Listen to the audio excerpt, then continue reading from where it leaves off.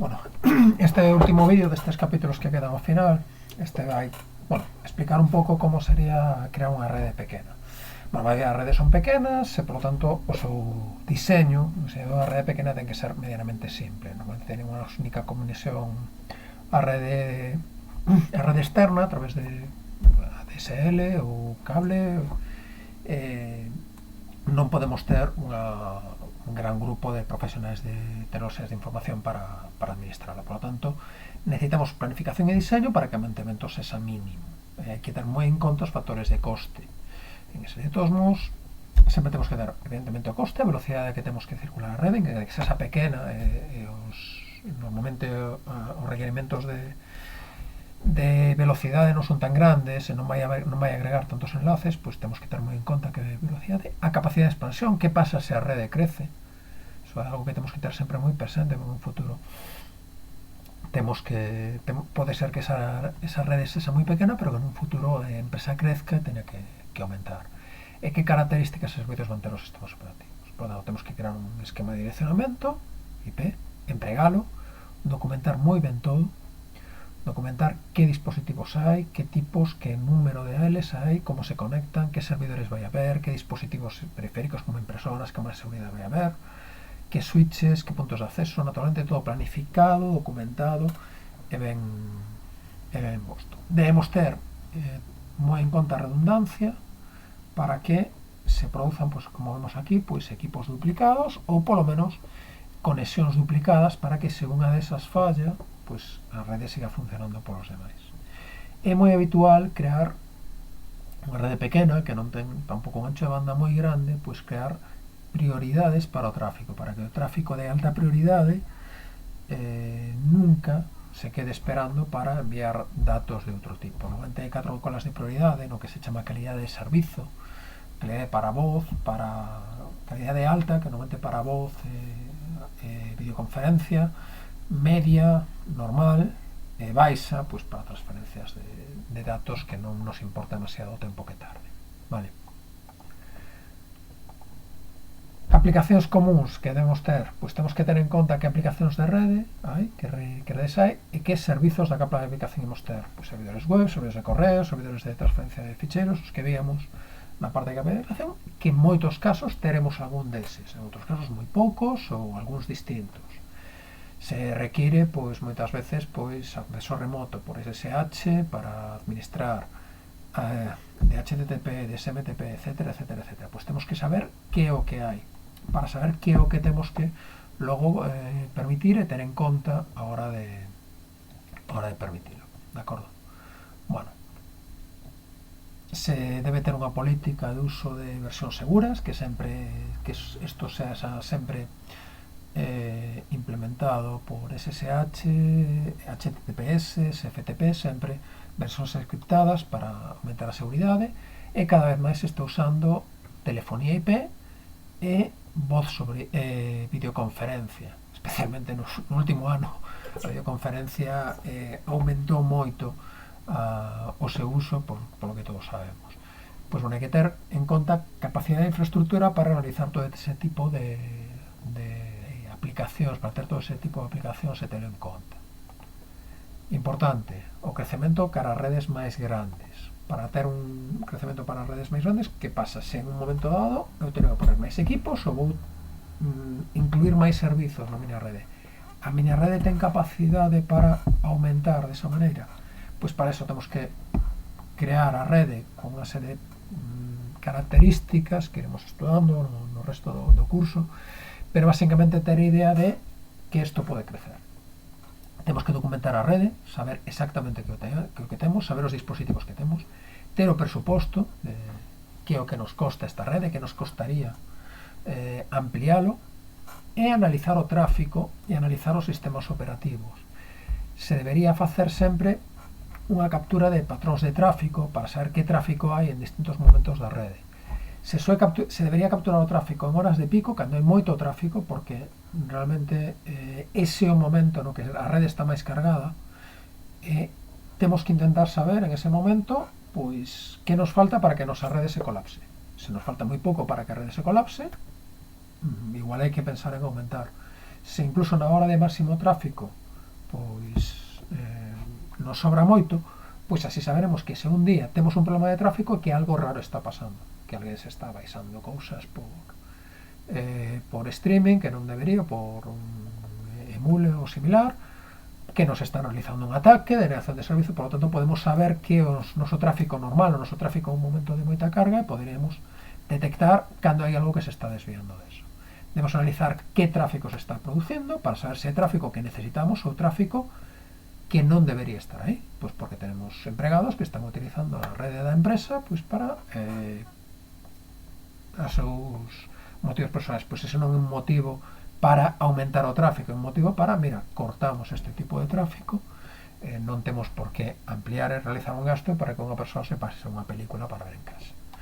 Vale, por exemplo, imaginemos que nós temos unha rede, de repente vemos que está colapsada. Por que está colapsada? Porque temos unha rede wifi de invitados que está consumindo moitísimo tráfico. Solución, ampliar a rede? Non. Solución, a wifi de invitados, limitar o tráfico, o ancho de banda, e se acabou o problema. Os invitados chegarán, poderán facer as súas cousas, pero non vampirizar a nosa rede.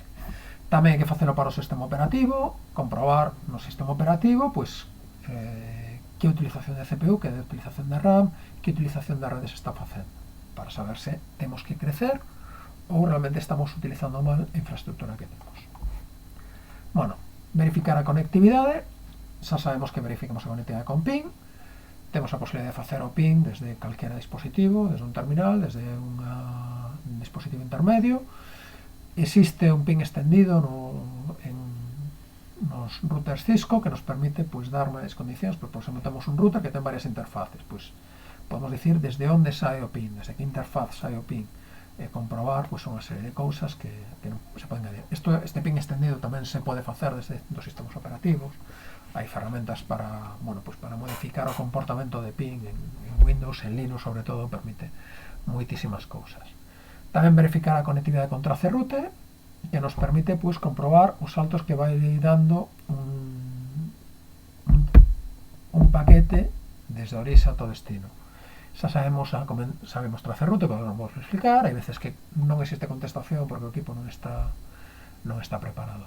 É importante con estas ferramentas ou con outras crear unha línea de base, é dicir, coñecer en un comportamento normal como funciona a miña rede, e así se un día hai uns problemas de tráfico, eu podo empezar a facer probas e comprobar coa liña de base, vale, que nos está fallando? Isto está como todos os días? Si, isto sí, isto sí, isto sí, isto non. Pois entón, iso non é que aí está pasando algo. De acordo? Canto máis complexa se esa rede, evidentemente máis complexa ten que ser a liña de base. Bueno, comandos de host para configurar, pois en Linux pois temos o ifconfig, en Windows temos o ipconfig, vamos realmente ipconfig/all, que nos permiten ver a IP, a máscara, o VDU por defecto, etcétera, cala dirección MAC de equipo. Tamén existe un comando que é ipaddress en Linux, que tamén nos permitiría dar esa información. De feito, debería estar sustituindo a ipaddress a ifconfig. De feito, se usar en Linux que se empece a usar ipaddress. E tamén existen en Mac, onde temos o comando ifconfig, e unha serie de comandos como network setup, onde podemos ver a información dun equipo Mac, como vemos aquí en este esquemiña de aquí. Pero bueno, en Mac tamén funciona o comando ifconfig para ver a configuración de IP. Temos o comando RP, que aquí temos perdade pola transparencia que non borrei todo o que tiña que ter. Bueno, co comando ARP-A podemos ver todas as direccións IP que se corresponden con unha dirección MAC determinada. Se poden borrar a caché de MAC con ARP-D ou con unha serie de comandos de borrado da caché. Se queremos, pues bueno, pues hubo cambios de equipo, por lo que nos queremos eliminados. Os comandos show, que sabemos uns cantos en Cisco, que veremos moito máis, o running conf, o interface, o IP interface, o RP, nos permiten ver toda a configuración de rede dos dispositivos intermedios. Existe un comando show CDP neighbors, que utiliza un protocolo que é CDP, que de momento non imos ver, posible que o vexamos, se temos tempo, máis adiante, que é un protocolo que os equipos Cisco permite que intercambien información entre eles e podan decir pois que outros equipos hai. Pois aquí temos un router R3 que empeza a enviar mensaxes polos seus interfaces e por unha interfaz gigabit 001 atopa aí, perdón, que saiu isto aquí, perdón, que saiu isto que non debería, me atopa que existe un dispositivo pola interfaz gigabit 001 que se chama S3 e que é deste tipo, que é un Cisco 2960, que ademais estamos conectados no porto F05 dese dispositivo. Pois con eso podemos ver información de outros dispositivos que nos pode servir para facer un mapa de rede en redes máis complexas. Bueno, solución de problemas, os pasos, pois o típico, identificar o problema, ver que nos está pasando. Logo, se nos está pasando algo, que pode ser a causa de que nos pase eso. Probamos que efectivamente eso, establecemos un plan de acción, verificamos que se soluciona e logo se registra para que se en un momento vuelva a pasar o mesmo, xa tenemos simplemente que repetir os pasos de verificar, de establecer a solución e verificala. Existe un comando debug en Cisco IUS que nos permite determinar que problemas hai. Este é un comando que é moi ruidoso, é dicir, nos empeza a sacar un montón de cousas por consola. Co comando debug lle dicimos de que queremos que faga o debug, nos empeza a sacar un montón de información por pantalla difícil de seguir, pero cando hai un erro pois nos pode dar información de que está pasando en ese momento. En producción é moi difícil de que cheguemos a topar cousas con este debug, de acordo? Temos o comando un debug que permite eliminar ese debug que xa teñemos, porque isto non debemos empregalo indiscriminadamente, debe ser únicamente cando hai un problema específico que queremos atopar, pois para saber que paquetes están pasando polo router ou polo switch, pois o comando debug me permitiría pois que me dese información por consola ou gravar en un syslog esa información. Temos o comando terminal monitor, porque hai moitos comandos que sacan información por consola. Entón, se ponemos terminal monitor, nos vai sacar, ainda que esteamos por SSH, por unha sesión de SSH ou de Telnet, xa sabemos que SSH é conveniente. Se nos mandamos información de debug, se ponemos un debug, esa información non sae por aí, está preparada para sair polo monitor que temos conectado polo cable de consola. Ponendo o comando terminal monitor, me empeza a sacar esa información por aí. Tamén se queremos que non nos salga, pois por exemplo, que non queremos que nos saen esas mensaxes que nos saen pola consola, que nos molestan ás veces, de que se levantou esta interfaz, se baixou, tal, que xa sabes que te van a sair e que non estás vendo ningún comportamento raro, o que podes facer é simplemente poner no terminal monitor e deixan de sair por aí. Podes probar na consola para ver que vos empezan a deixan de aparecer esas mensaxes por pantalla. E, bueno, escenarios de solución de problemas, hai un montón de escenarios que podemos ter problemas de duplex, problemas de configuración de IP, de dispositivos. Problemas de duplex, comprobar sempre con show interface, pois, cal é a configuración de duplex dos dous lados. Aí o CDP te podría dar información tamén se son dos dispositivos Cisco, pero a veces, bueno, son dispositivos que non son Cisco, que non funciona o CDP, ou que son un terminal que non te dá información ese CDP. Se non, show interface, vemos como está configurado o duplex, como está configurada a velocidade, por se hai un desasuste, por se non teñen a mesma información. Que pasa se asignamos mala dirección IP? Con show IP interface brief podemos ver todas as IPs que temos, e logo con show IP interface o nome de interfaz podemos ver esa interfaz concreto, pois cale a máscara tamén para ver se cometimos algún erro.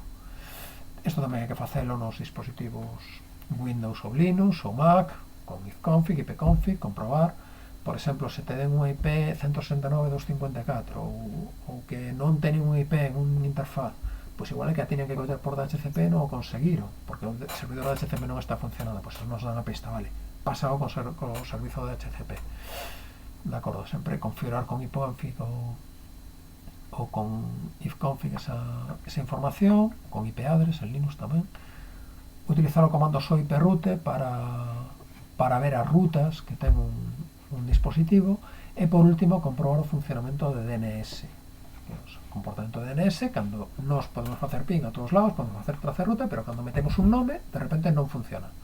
Pois eso supón que probablemente hai un problema de DNS. Normalmente se asignan por DHCP, con ipconfig o te indica, en Windows te indica que los servidores RS, con cat etc resolve.conf en Linux, por exemplo, en moitos casos te pon a información.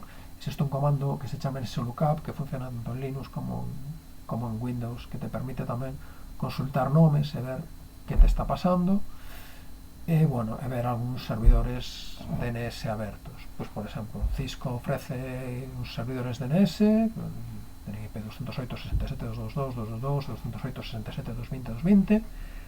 Google tamén fai o mesmo, 88.88.88.44, e podemos utilizar eses para comprobar que está pasando. Vale, xa digo, é un repaso moi rápido, porque simplemente pues, para que teñades unha pequena explicación antes de ponervos a leer a documentación. Se tedes dúbidas de calquera destes tres temas, me preguntáis as dúbidas, non teño problema en solucionalas, de acordo?